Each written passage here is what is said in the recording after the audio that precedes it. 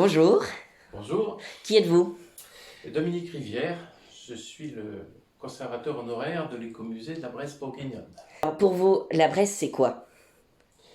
Eh bien, la Bresse d'abord c'est mon pays, parce que j'y suis né, ici à Louhans, à l'Hôtel-Dieu de Louhans, de deux familles bressanes depuis au moins le XVIe et le XVIIe siècle, des familles de paysans, de jardiniers, euh, d'architectes, non pas d'architectes, de charpentiers, et bien qu'ils aient souvent fait le même boulot, et de tisserands également. J'ai aussi dans ma famille un poète patoisant, Jacques Buatois, et puis un curé médecin des pauvres, François Guillemin, qui est mort au début du XXe siècle.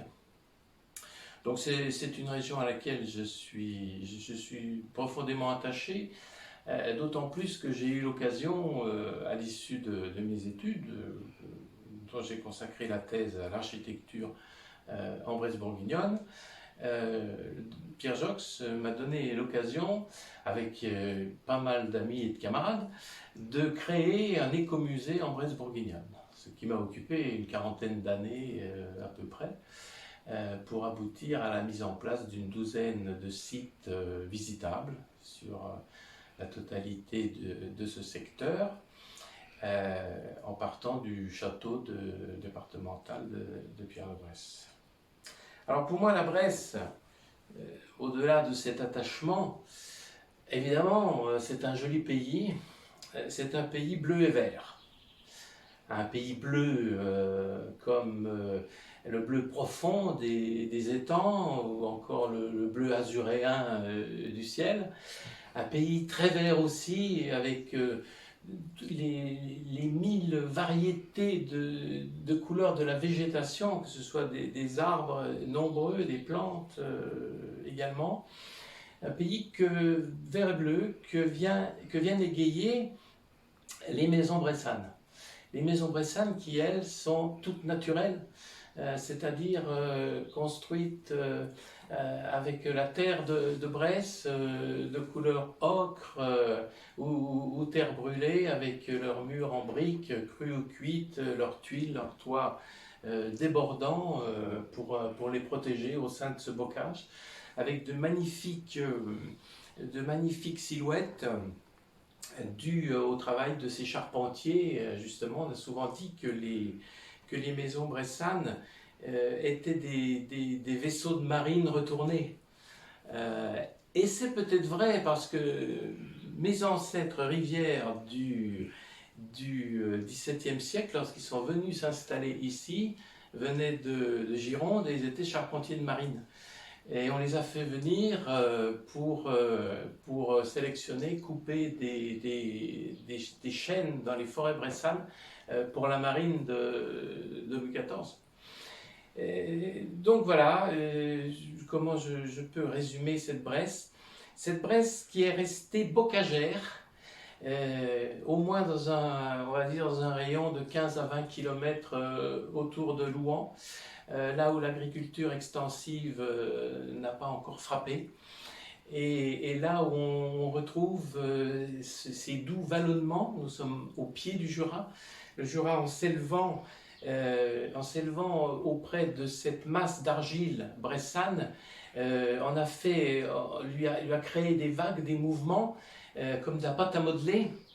Et c'est sur cette pâte à modeler que les paysans ont travaillé pendant des générations et ont eux-mêmes accentué ce paysage en bombant les terres par toutes sortes de labours, les labours en billon, mais aussi le creusement de fossés, l'aménagement de haies sur des buttes, le recours à des chemins creux.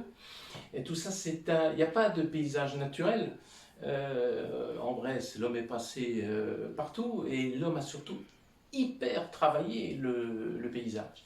Mais ça, le paysage reste une construction humaine et c'est une construction vraiment très intéressante et qu'il convient de préserver aujourd'hui.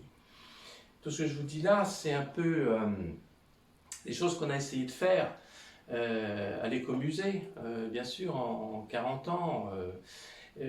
Au-delà de la création d'un musée de France, de la collecte d'objets, de ce qui fait le classicisme du projet, l'écomusée s'est investi dans bien d'autres domaines. En particulier, s'il y a aujourd'hui un office de tourisme de pôle en Bresse, c'est parce que nous avons créé dès 1984 un pays d'accueil de la Bresse bourguignonne, ancêtre de cet établissement.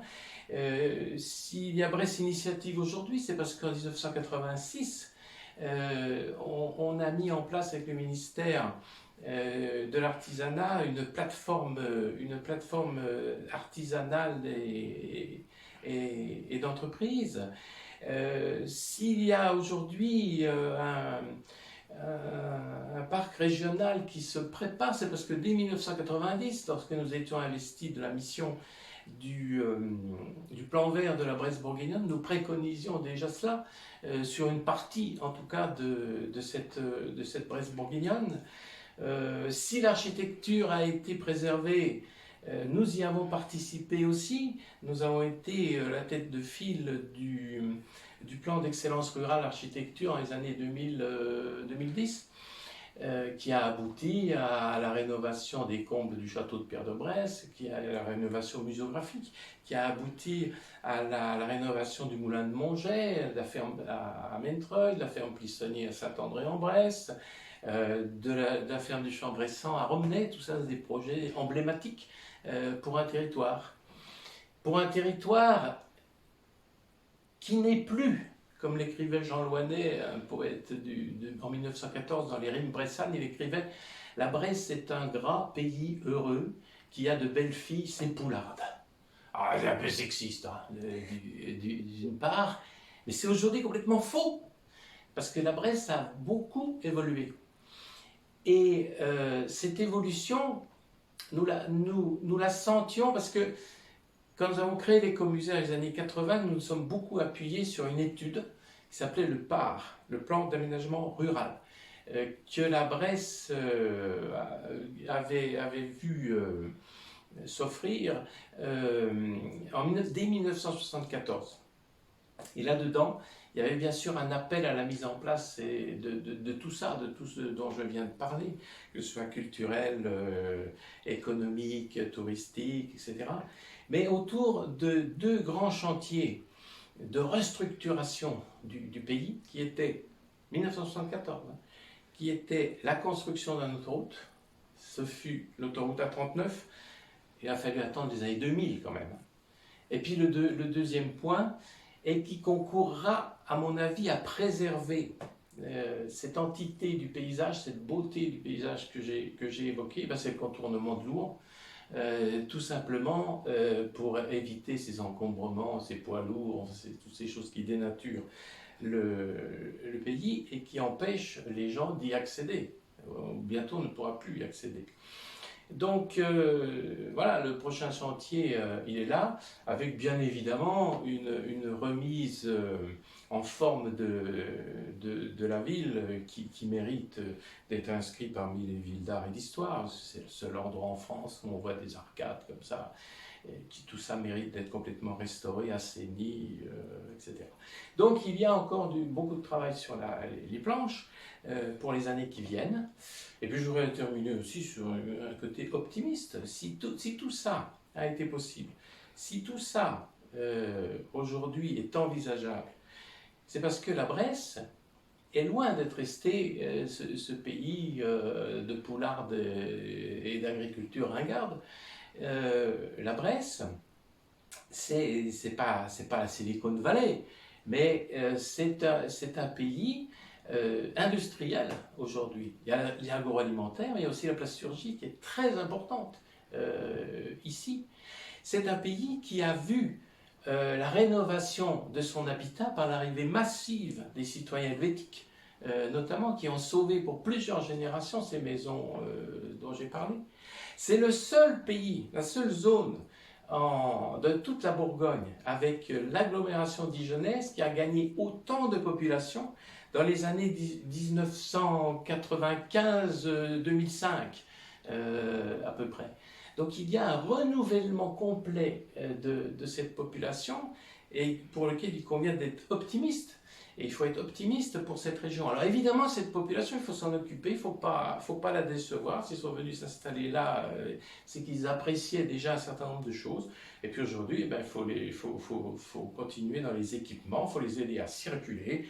Et puis il faut les aider dans tout ce qui va se faire, dans les crèches, dans peut-être la réouverture de certaines écoles, en tout cas de beaucoup de services à la personne, et aux loisirs et à la culture.